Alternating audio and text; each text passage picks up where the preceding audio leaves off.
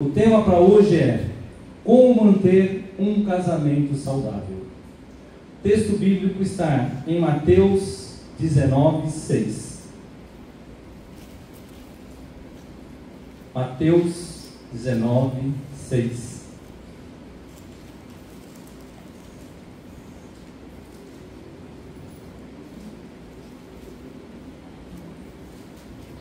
Amém? Com misericórdia, como diz. Amém. Amém, né? Amém. Tem muita misericórdia, né? Mas vamos ler. É rapidinho. Assim, eles já não são dois, mas uma só carne. Portanto, o que Deus uniu, ninguém separa. Vamos orar? Deus, Pai querido, nós estamos aqui reunidos no santo nome de Jesus. Obrigado, Senhor, por trazer aqui cada casal, Senhor, cada família representada. Espírito Santo de Deus, fale conosco nesta noite, Senhor.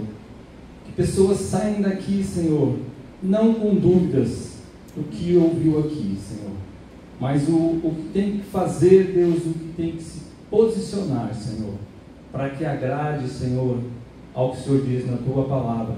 Porque o que rege a vida do cristão, Senhor, são as Escrituras. E eu sempre digo que nós escolhemos ser cristãos. Então que nós possamos obedecer, Senhor. Esta é a minha oração, em nome de Jesus. Amém.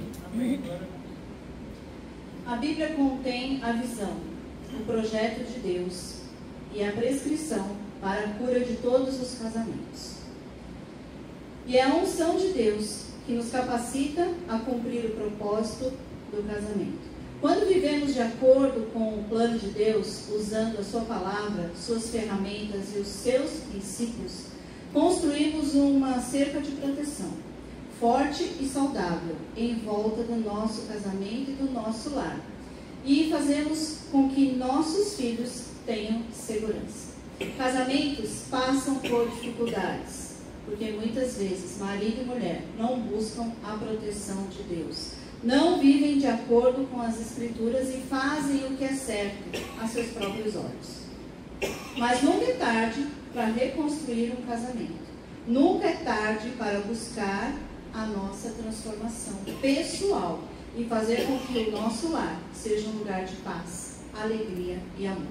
E diante da palavra de Deus, vamos falar sobre 4 pontos que ajudam a manter um casamento saudável. Amém. Então, primeiramente aqui, para a gente reconstruir e restaurar um casamento, nós precisamos transformar a nós mesmos, né? O casamento são 2 pessoas, a gente vai falar de uma só carne, né? Mas se a gente está passando por problemas e nenhuma das partes se propõe a ter mudança, como diz, nada vai mudar, mas quando um muda, o outro muda. Como foi falado em espelho aqui, o primeiro ponto é uma só carne.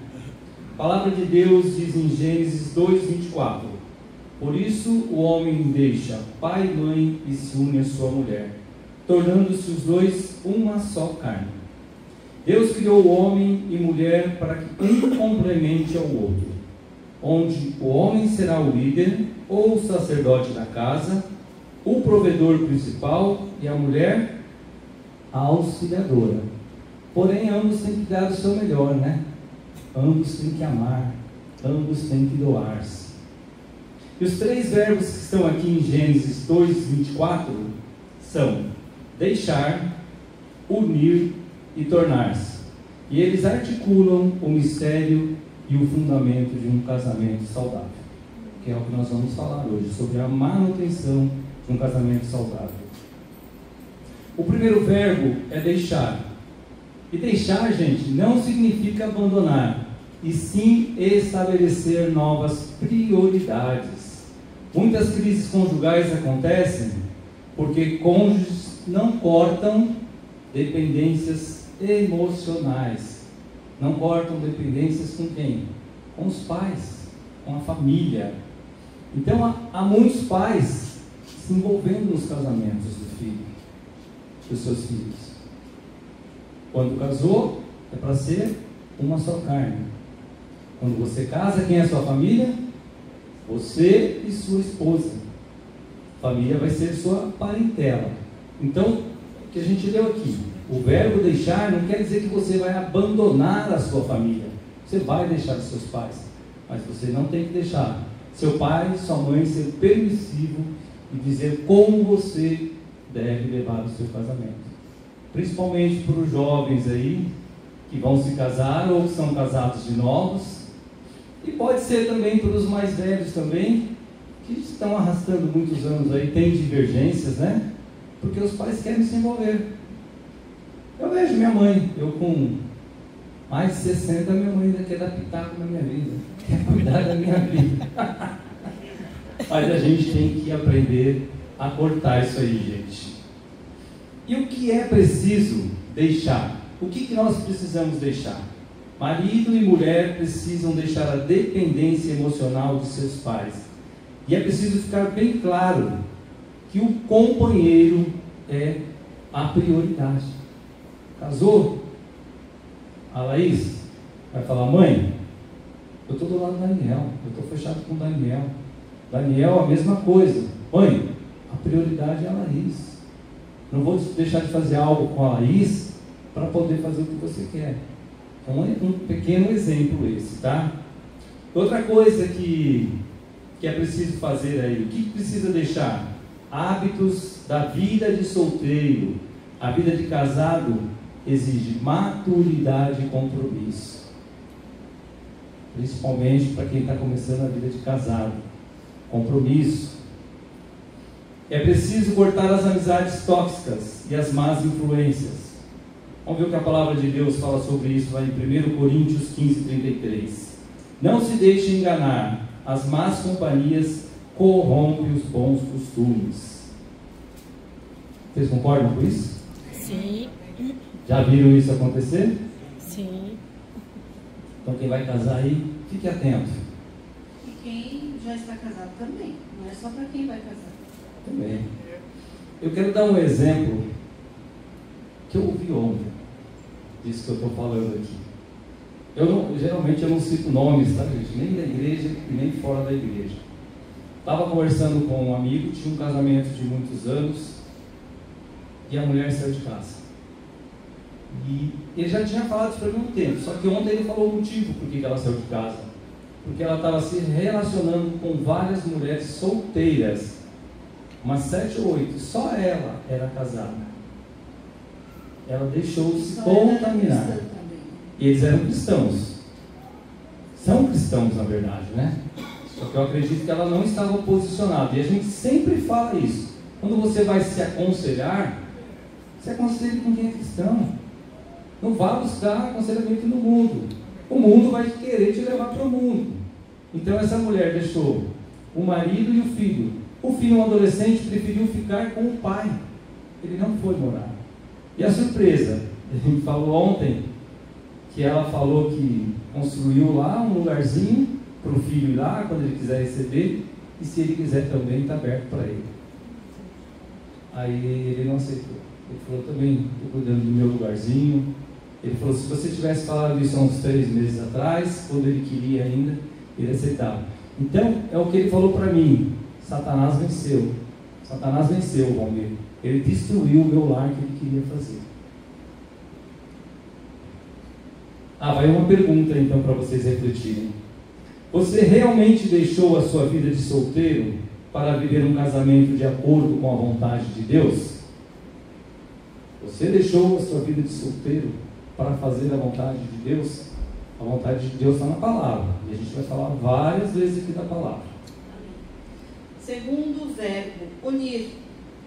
Unir-se não significa apenas morar na mesma casa, mas construir um relacionamento profundo e alinhado. Esta unidade precisa ser intencional e trabalhada diariamente. E como construir uma verdadeira unidade? Alguém aqui sabe me responder? Silêncio. Vamos lá. Primeiro, comunicação transparente. Devemos falar com amor e ouvir com paciência. É o que diz lá em Tiago 1,19. Meus amados irmãos, tenham isto em mente. Sejam todos prontos para ouvir, tardios para falar e tardios para irar-se. É fácil isso? Quem aqui é casado? É fácil isso? Somente aquele dia que o marido parece que está querendo, sim, arrumar uma confusão com você? É fácil? Ou a mulher, viu, gente? Porque a nossa agora eu vou defender o nosso lado, homens. Não, eu já levantei a mão, As nossas maiores brigas é porque eu estou falando e a dona Rosemary não deixa eu concluir o pensamento. Aí eu paro. Eu falei, você já está concluindo? Mas eu parei, estou É ansiedade, gente, ansiedade. Eu já a mulher é ansiedade. Mulher é ansiedade. Então fala, o que é o homem? Calma. Defenda-se. Calma, querida. Qualquer coisa eu tenho um pastor para me ajudar, que é pastor e psicólogo, hein? Bom, vamos lá. De novo a pergunta, porque, né? Cortou aqui, vamos lá. É fácil? Não. O que a gente precisa? Ajuda de quem? Hein, Daniel? Ajuda de quem? De quem que a gente precisa? Espírito Santo, Daniel. Espírito Santo, só ele.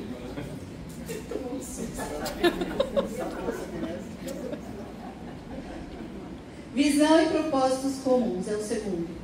Marido e mulher precisam saber para onde estão indo. A palavra de Amós 3,3 diz o quê? Andarão dois juntos se não houver entre eles acordo? Daniel quer para um lado, Laís quer para o outro. Tá certo? Sara quer ir para cá, Igor quer ir para lá. Não. As decisões dentro do casamento têm que serem tomadas em conjunto e jamais individualmente. Certo? Vamos fazer tal coisa? Vamos sentar e conversar e entender se sim ou se não, né, marido? Daniel, não é porque você vai ser o sacerdote líder que você vai decidir sozinho, tá bom? É em conjunto com a Laís. Terceiro, compromisso incondicional. Casamento é aliança e não contrato, gente, descartável, que não deu certo, você joga fora e pega outro. Celular, quando quebra, você compra um mais novo, não é? Casamento não, você tem que continuar ali. Tá ruim, mas continua. Tem que acertar. Tá ruim, mas tá bom. Malaquias 2,16 diz assim: Deus diz que odeia o divórcio e a violência. Vamos fazer a ressalva que eu sempre faço quando eu falo de casamento. Às vezes você está num relacionamento, num casamento e tá ruim, destruído. E aí você vai se aconselhar, a pessoa fala, não, olha que ele melhora. Ok, gente. O marido sentando a mão na orelha da mulher. É isso que eu ia falar. Se você está num relacionamento abusivo, violência, verbal, emocional e física, Deus não está aprovando esse negócio, certo? Então, precisa ser tomado medidas cabíveis aí. Agora, é um relacionamento que está com problema, mas é problema de comunicação, é problema que o Daniel quer para um lado, a Laís quer para o outro. Então, conserta, arruma, é fácil. E outros problemas dá para arrumar, gente. Não dá só para ficar jogando fora, trocando de esposo, porque deu ruim, vamos trocar. Vamos... Opa! Esse não você, um amigo que ele disse. Ah, é um amigo. Há quantos anos eles estavam casados? Mais de 20 anos. Amigo, não era coisa louca, era muito Era amigo tempo. dela, primeiro, depois era meu amigo. Vamos lá. Outra pergunta para vocês. O vassoura me chama de pergunta. Para refletir, hein, gente? O que você pode fazer hoje para fortalecer a unidade do seu casamento? O que você pode fazer hoje? A partir de agora vai pensando. E o terceiro verbo é tornar-se. Tornar-se um só é um processo contínuo de adaptação, entrega e renúncia. E é uma fusão que abrange 3 aspectos. Em primeiro lugar, unidade espiritual. Precisamos orar juntos, casais? Precisamos, né? Precisamos ler e estudar a palavra de Deus? Sim. Precisamos. Para que Deus fortaleça o nosso relacionamento. Se esse casal que eu citei estivesse unidos aqui, espiritualmente, não teria acontecido isso. A palavra de Deus diz em Mateus 18:19: também lhes digo que se 2 de vocês concordarem na terra em qualquer assunto sobre o qual pedirem, isso lhe será feito por meu Pai que está nos céus. O segundo ponto aqui é a unidade financeira. O dinheiro tem que ser bênção para o casamento e não uma fonte de conflito. É preciso ter transparência quando se fala de dinheiro. É preciso ter planejamento quando se fala de dinheiro no casamento. Em muitos casamentos, as pessoas têm mania de falar assim: o meu dinheiro, o meu carro, a minha casa. Quer dizer, é uma só carne. O carro não faz parte, né? O meu dinheiro. O que a gente tem que falar? Nosso carro, a nossa casa. É tudo nosso. Casou, acabou. Você não é dono de mais nada. É tudo do casado. Até as dívidas também, viu, gente? Os boletos também, viu? Não é, Plínio? Porque as mulheres querem nosso dinheiro, mas não querem os boletos. Os boletos também são delas. Em Provérbios 21:5 diz: os planos bem elaborados levam à fartura, mas o apressado sempre acaba na miséria. Então não sejam apressados. E o terceiro ponto aqui é unidade física. É quando o relacionamento íntimo deve ser uma prioridade e não pode ser negligenciado. Presta atenção aí, Daniel e Daís, todos os jovens aí, quem vai casar. Para de falar só do Daniel aí. Não, eu tenho Fala que... um pouco, Sara e Igor agora. Todo pregador mira num, né, pastor? Vai nele. Porque o Daniel tá fresco, ele tá louco para casar, então... Vamos ver o que diz alguns versículos. Eu vou mudar, deixa eu ver. Vou falar com o Bira, ó. O Bira está camuflado, olha lá. Deu coceira já. Vamos ver o que diz alguns versículos de 1 Coríntios 7. O marido deve cumprir os seus deveres conjugais para com a sua mulher. E da mesma forma a mulher para com seu marido. Não se recusem um ao outro, exceto por mútuo consentimento e durante um certo tempo. Entenderam o que diz a palavra? Entenderam? Então, eu não vou falar nome, tá? Não é um mês, não, tá, gente? Ó, não é um mês. Eu não vou olhar. Tempo são dias. Eu não vou olhar para o Daniel, tá? Eu não vou falar nome. Mas um dia desses, eu ouvi um rapaz que vai casar, olhando o pastor Oswaldo. Tem um monte de rapaz que vai casar. Um rapaz que vai casar e falou assim: olha, eu já comprei caixinha para remédio de dor de cabeça. E quando eu vou para o quarto, eu já vou levar a caixinha que está lá em cima na coma. Claro que não fui eu, tá? Vamos deixar isso bem claro, que não foi o Daniel. Eu vou levar remédio para dor de cabeça, então não vai ter desculpa. Na vida de casados... Ah não, peraí, onde nós estamos aqui? Aqui, né? Bom, eles entenderam o que eu falei? Eu não falei ainda. É desse jeito. Eu não falei ainda que esse rapaz, quando falou, tinha alguns casados por perto, né? E os casados começaram a rir dele, né? Vai pensando, você está com essa bola toda, né? Eu tô. Deixa comigo, você vai ver só. Que os caras casam, que você vai ver. Então vamos esperar casar. Mais uma. Eu não falei nomes. Mais uma palavra para refletir. O que tem impedido vocês de se tornarem verdadeiramente um só? O que tem impedido aí o casal aí de se tornar uma só carne? Então, na vida de casados, nós precisamos honrar o nosso parceiro de aliança e considerar suas necessidades acima das nossas. Gente, a gente que é mais experiente, né, Pistão? Tem dia que a gente não está afim, tem dia que é um, tem dia que é o outro, mas a gente tem que dar um jeito aí para alegrar o cônjuge, não é verdade? Viu, Daniel? Quando é novo, tudo bem, meu amigo. Mas depois... Esse dia eu devia ter dormido. Geralmente os homens, né, são mais assíduos, né? Mas não vamos entrar nesse mérito aqui, né? Por isso que o Daniel falou, agora eu vou falar, que vai comprar uma caixinha de remédio para dor de cabeça. Agora eu vou falar o nome dele. Foi no dia. Pedro, você é testemunha disso? Deixa o senhor falar. O Pedro foi um dos que riu. Mas ele está confiando no taco dele, viu?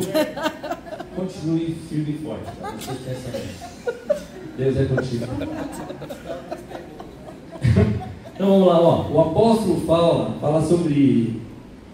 Não, vamos ler aqui. Ó. Na vida de casados, precisamos honrar o nosso parceiro de aliança e considerar suas necessidades acima das nossas próprias. Então o apóstolo Paulo ele fala sobre isso em Filipenses 2, onde nós devemos considerar os outros superiores e que devemos nos atentar mais no que é dos outros do que é nosso. Segredo de um casamento feliz e saudável é isso.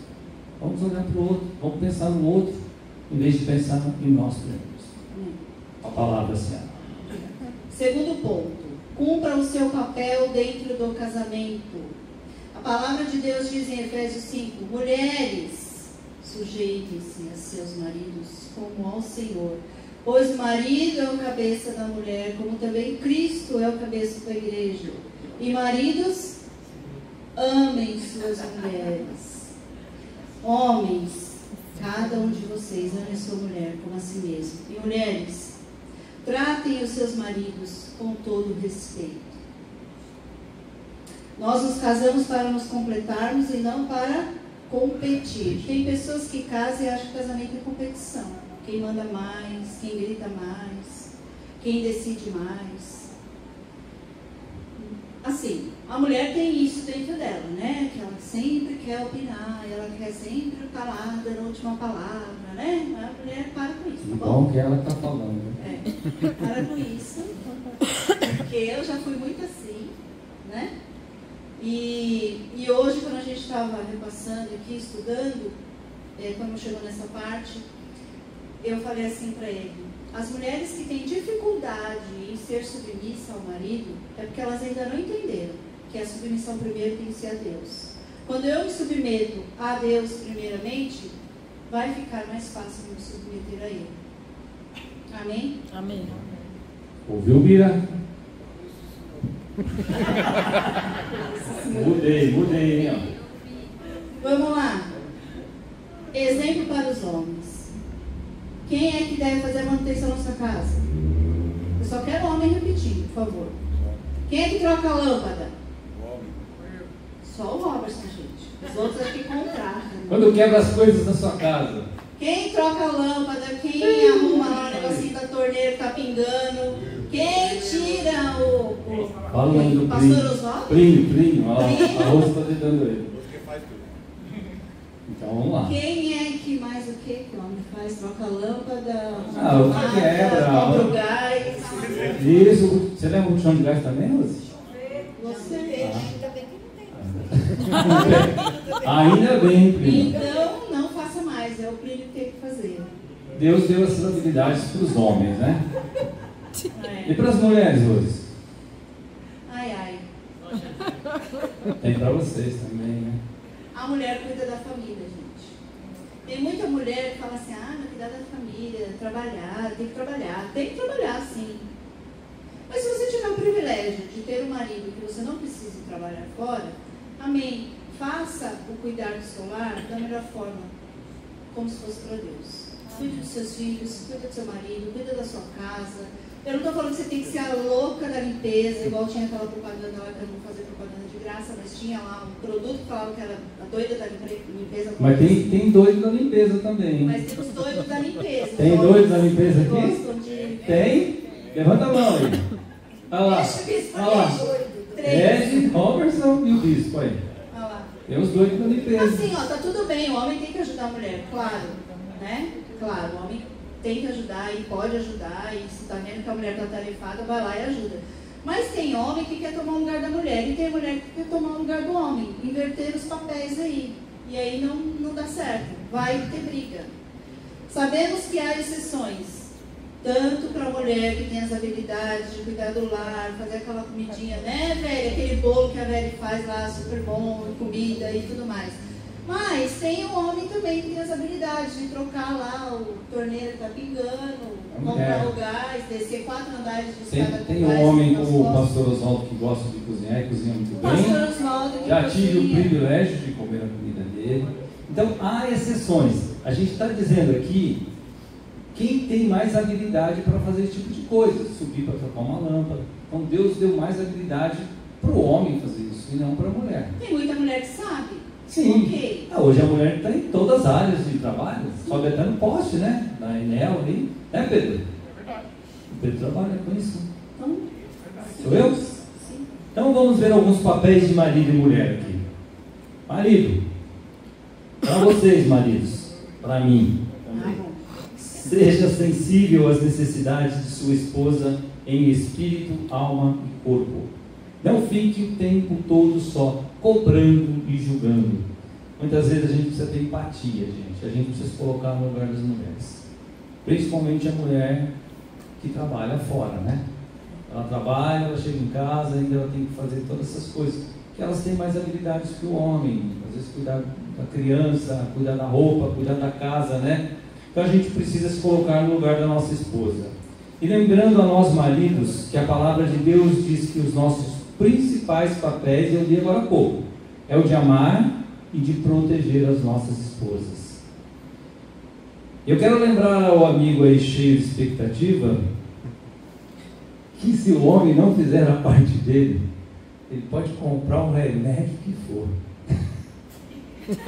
Não vai rolar hoje.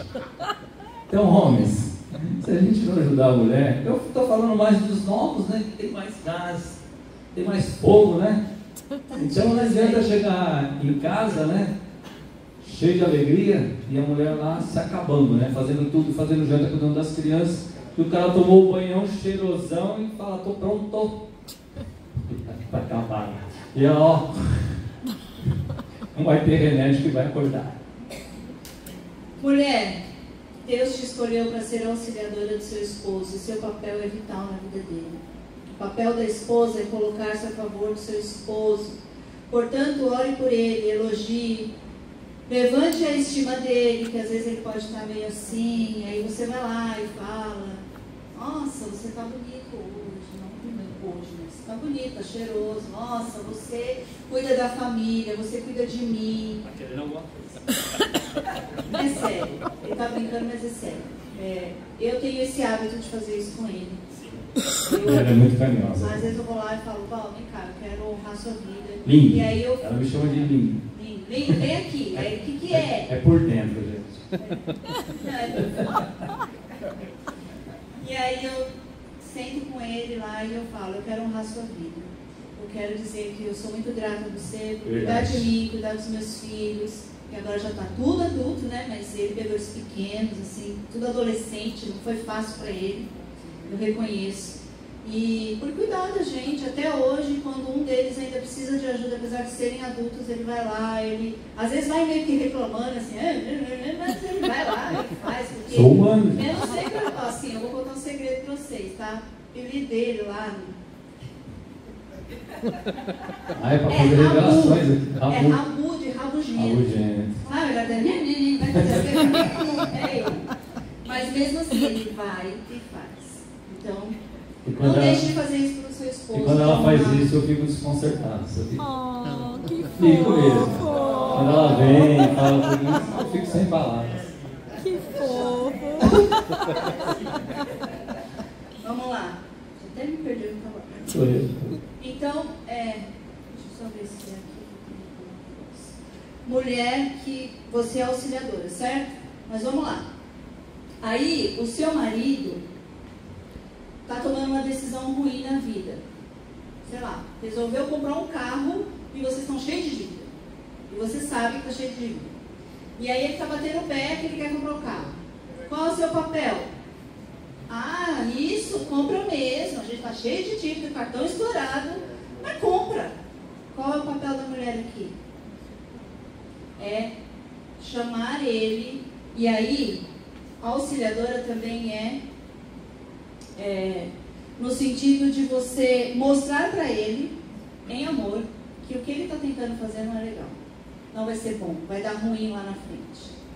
Tem muita mulher que entende a submissão assim, tudo que o marido falar, então tá bom. Aí ele está se afundando, está fazendo coisa que não é, e ela concorda porque não, porque tem que ser submissa, não é isso. Submissão não tem nada a ver com isso. Isso aí é outra coisa.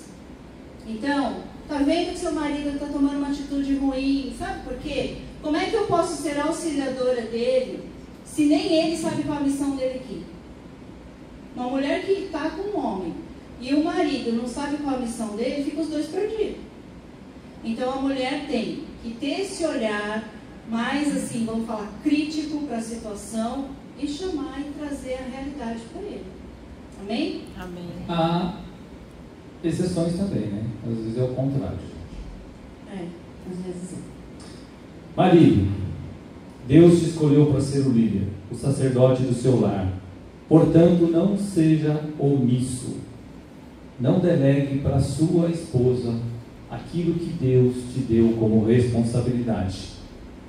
E lembrando que o papel do homem é ser o provedor principal da casa. A gente tem visto hoje em dia, isso está mudando, né? A gente está vendo muitas mulheres aí, estudando muito, trabalhando muito, superando os homens, e os homens estão entrando numa zona de conforto. E o homem está deixando de cumprir o papel dele, de ser o principal provedor. E também não quer dizer, porque a mulher começa a ganhar mais, entendeu? Que ela tem que tomar o lugar do homem. Não é isso que diz a palavra de Deus. Eu sempre falo, glória a Deus se a nossa mulher está ganhando muito mais do que nós. Não é? Tem que agradecer. Vamos gastar isso junto, vamos viajar, vamos comer bem e beber. Mas a mulher, não é porque ela está ganhando muito mais que ela tem que ser a cabeça da casa. E a gente vê em alguns lares que está acontecendo isso.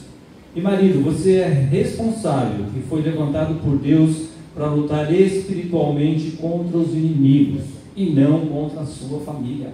Tem muito homem aí que luta contra a família. Em vez de batalhar espiritualmente contra o inimigo, né? Não, fica brigando em casa. Então o principal intercessor da esposa e da família é o homem. E a gente não pode delegar isso para terceiros. A gente não tem que ficar aqui pedindo para o pastor Oswaldo ou para a liderança, ficar orando pela nossa casa, pela nossa esposa, não. Nós temos que batalhar espiritualmente por nossas esposas. Isso é o que Deus quer de nós, homens. Então vai uma dica aí, ó. Homens, preste atenção quando a mulher de vocês tem uma palavra de sabedoria para a vida de vocês. Não negligencie isso. Preste atenção. Quero fazer uma pergunta para as mulheres. Qual mulher aqui ora pelo marido?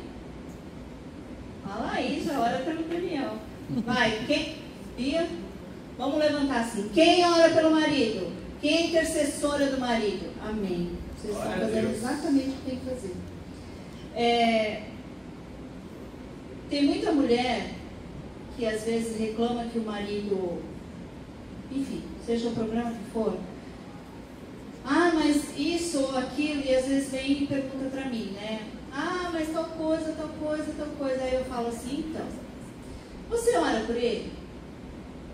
Não. Aí teve uma mulher essa semana que passou, conversando comigo e tal, pedindo uns aconselhamentos, e ela disse assim, eu queria muito que meu marido fosse para a igreja. E aí eu chamo ele e ele não vai. Aí eu disse assim, você ora primeiro para Deus, para que Deus toque o coração dele? Porque quando você chegar a fazer o convite, Deus já foi lá e já adiantou alguma coisa para você. Não, eu não tenho esse hábito. Eu falei, então ore. Comece a orar. Senhor, eu tenho gosto que meu marido vá para a igreja comigo, que ele vá aos cultos, que ele esteja presente. Comece a orar. Ela está orando, mas eu creio que vai dar certo.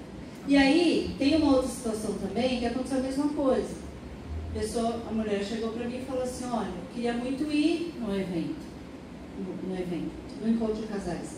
Mas assim, eu estou meio receosa de perguntar, porque vai que ele não quer. Eu falei, ora antes de falar, conversa com o Senhor, eu gostaria muito que meu marido fosse comigo nesse encontro, mas eu gostaria que o Senhor primeiro fosse lá, tocasse o coração dele. E explana para Deus o que você quer, apesar de Deus já saber, mas Ele quer ouvir da sua boca. E aí eu sei que, para honra e glória do Senhor, essa pessoa foi lá, fez a oração, convidou o marido, e eu não vou falar quem, mas está aqui presente hoje. Amém. Eu acho que tem mais que uma pessoa hoje, que é fruto de oração que está aqui hoje. Gente, se nós queremos algo, a gente às vezes quer que o marido faça algo e a gente quer na força do nosso braço. A gente vai lá e fala, e impõe. vai primeiro para quem pode resolver. Vai em Deus primeiro, conversa com Ele, expõe seu problema. Amém? Eu sempre, quando eu faço o chamado aqui para convidar os casais, a gente olha, às vezes, uma igreja dividida. Tem muitos homens só na igreja e muitas mulheres só. Eu sempre peço, você que está só aqui, olhe para o seu cônjuge que esteja aqui. Porque a igreja tem que estar unida, gente. Um casamento forte, saudável, sólido, faz uma igreja forte. Amém. E vice-versa. Maridos e mulheres, orem individualmente e orem juntos. Leiam a palavra de Deus. Fechem as brechas para que Satanás não entre no seu lar. Satanás, ele é astuto, e quando ele entra no lar, ele age de forma sutil. E ele vai desestabilizar, vai trazer um ambiente ali sem paz, onde só vai ter briga, discussão, desarmonia. Fiquem firmes e tenham fé, concordem com a palavra de Deus e não com o que Satanás está dizendo aí na sua mente, porque ele vai lançar muitos pensamentos errados no seu pensamento. Então tem que estar muito diligentes, prestando muita atenção para entender o que é seu e o que não é seu. Continua. Poxa, vamos lá. O casamento precisa ter visão de fé e confiança. Já é o penúltimo ponto. Nós precisamos ver as coisas como Deus vê, mas para isso precisamos conhecer a sua palavra e tomar posse das promessas. Quando concordamos com Deus através da sua palavra, cumprimos a sua vontade na terra. Mas se temos dúvidas e não cremos, e não oramos, e não vamos lá na palavra de Deus, Satanás coloca o quê? Coisas na nossa mente. E vai fazer a gente desistir dos planos de Deus para nós. Para que possamos orar em mudanças, para que possamos crer em mudanças no nosso casamento, precisamos crer no que Deus diz a respeito do nosso cônjuge e dos nossos filhos. Portanto, não se importe com o que as circunstâncias estão dizendo, se importe com o que Deus está fazendo, mesmo sem você ver. Isto é fé, isto é confiar em Deus. Enquanto a Rose falava aí, eu me lembrei de um caso de um rapaz que eu discipulo há um tempo, e tem tempos que ele está cheio de fé, e tem tempos que ele cai. Ele permite que Satanás roube. Ele não está firme na fé ainda, entendeu? Porque Satanás, ele não quer que ninguém fique nos caminhos do Senhor, né? Ele quer destruir as pessoas, principalmente os casamentos. Então, a gente não pode ficar a vida inteira com muleta. Chega um momento que você tem que caminhar só. Tem um tempo de discipulado, né? Você conhece a palavra, você conhece o plano da salvação, e você é lançado. Eu me lembro quando a Marilac e uma outra pessoa me discipulou, foi na apostilinha da igreja aqui. Eu aprendi aqueles passos, não vi mais a Marilac. Aí eu via a vida da Marilac. Aí o que eu falo, não é mais o que fala, é você olhar para a vida da pessoa, né? Que é o maior discipulado que tem. Então ela largou a minha mão e eu fui indo. Último ponto, gente. Último ponto é: por que devemos formalizar o nosso casamento fazendo uma aliança com Deus? Por que devemos formalizar o nosso casamento fazendo uma aliança com Deus? Eu não sei se há entre nós aqui algum casal que ainda não é casado e não fez esse selo diante de Deus ainda. Então, a palavra nos conduziu para isso, por isso que Deus nos fez fazer. E se houver, eu não vou perguntar, não vou pedir para ninguém levantar a mão. Se houver alguém nessa condição, que ainda não se casou e não fez esse selo, preste atenção nesse último tópico. Vou falar de mim, começar de mim, um testemunho muito rápido. Há 15 anos eu estava separado, a Rose estava separada. Viemos de casamentos que acabaram. A Rose já estava há 10 anos sozinha e dizia que não iria casar mais, que não queria mais saber de homens. Eu estava ferido, machucado, nem sabia o que eu queria da minha vida. Aí conheci a Rose, começamos a namorar, mas não éramos cristãos. Até o Espírito Santo de Deus começar a falar conosco. E a partir do momento que o Espírito Santo de Deus começou a falar, Comigo, com ela, as coisas começaram a mudar. Porque eu dizia para a Rose não queria saber de homem, nem queria casar. Começamos a namorar, não deu um ano, a mulher queria casar, pastor. E eu fugia. Eu ganhava tempo. Eu falava, não é o tempo de Deus. Nem era cristão, gente. Eu falava, ainda não é o tempo de Deus. Eu falava para a Rose. Eu falava para você que você me enrolava na Enrolava ela mesmo. Não estou enrolando, não. Porque eu vinha de relacionamento que não foi legal. Eu falei assim, eu preciso ter a certeza para que eu possa casar novamente. Então, quando eu comecei a fazer cursos, eu comecei a aprender a palavra de Deus, eu comecei a ouvir o Espírito Santo, e eu orava muito e falava assim, Senhor, o Senhor tem que confirmar no meu coração, senão eu não vou casar com essa mulher. E eu falava para ela assim, nós vamos morar junto, mas eu não vou casar mais. Eu bati o pé. Não era assim que você falava. Era pior? Ixi, agora engrossou, cara. Ele falava assim, se você quiser, a gente mora junto. Casar, não mais. Entendeu? Nossa. Filho. Ô, louco, hein? Se você quiser. Então assim, aí eu fiz um curso lá na Bíblica da Paz, aí eu vim para essa igreja, porque os meninos da Rose já estavam aqui, aí a Marilac com sabedoria falou assim, Valmir, você terminou o curso lá, não é mais fácil vocês virem para cá, porque os jovens já estão entrosados? Nós viemos para cá, ouvimos um conselho de sabedoria, foi onde eu comecei a fazer os cursos da igreja aqui, da UDF, né, Universidade da Família, e num desses cursos aqui, o Homem ao Máximo, onde o Espírito Santo falou assim comigo, você está em fornicação, você está morando com a Rose, e você não é casado, e eu vou querer usar a sua vida para ministrar cursos. E que exemplo de vida você vai ser? Você vai falar e não vai viver. Naquele dia, eu saí daqui, cheguei em casa. No dia seguinte. Você já estava dormindo, né? Aí eu falei assim, brincadeira, ela estava aqui em cima das mulheres. Eu falei assim, Rose, tá aqui, deixei um cheque em branco, os documentos, eu falei assim, vai lá e marca nosso casamento. Eu nem acreditei. Então assim, obediência, gente.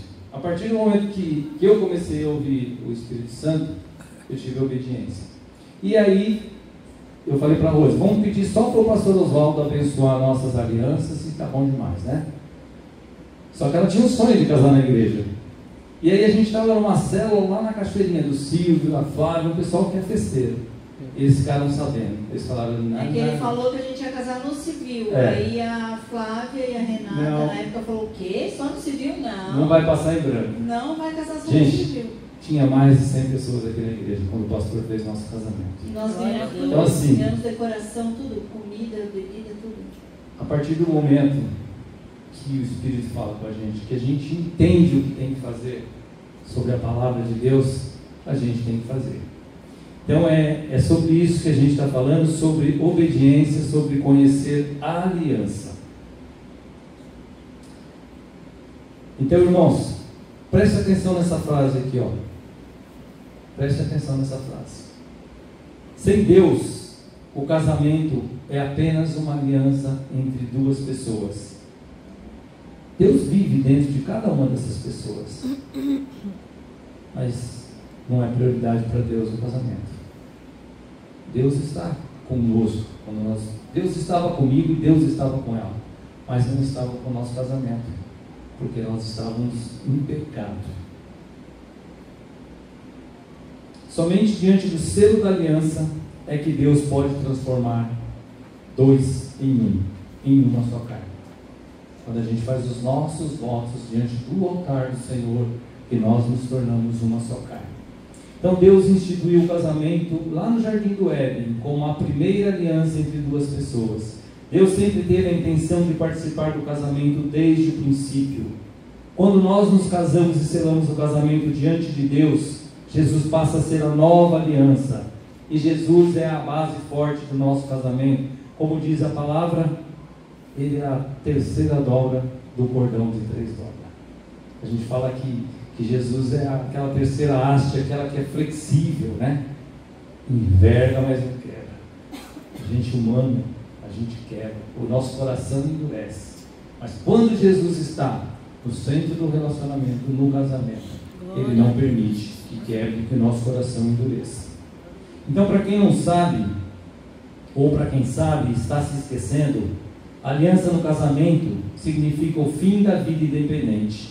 Não há mais o eu, mas sim o nós. A vida compartilhada é prioridade. E no momento do juramento, estamos selando diante de Deus o nosso compromisso de amar, honrar, cuidar, seja na alegria ou na dor, até que a morte nos separe. Rapidinho, gente. Hoje, quando nós fomos ler junto a palavra, o inimigo quis se levantar em casa. Começou a vir tribulações de vários lados. E nós discutimos. Mas nós paramos. Essa é a diferença. Quando você conhece ao Senhor, quando você conhece a palavra, nós paramos ali. E nós tínhamos acabado de orar. Nós dobramos nossos joelhos para orar por esse tempo, para orar pela vida de quem estivesse aqui. E o inimigo quis levantar. Mas quando Jesus está dentro, ele levanta para cair. Glória a Deus. Amém? Pode concluir, Rosinete. Ande nos caminhos do Senhor e seja obediente à sua palavra e esteja atento à voz do Espírito Santo. Cumpra o seu papel diante da aliança que você fez com Deus e honre seus votos de fidelidade. O casamento é a menina dos olhos de Deus e o que Satanás mais deseja destruir é o casamento. Mas quando estamos debaixo da aliança de Cristo, em obediência, Satanás não tem poder nenhum sobre o casamento.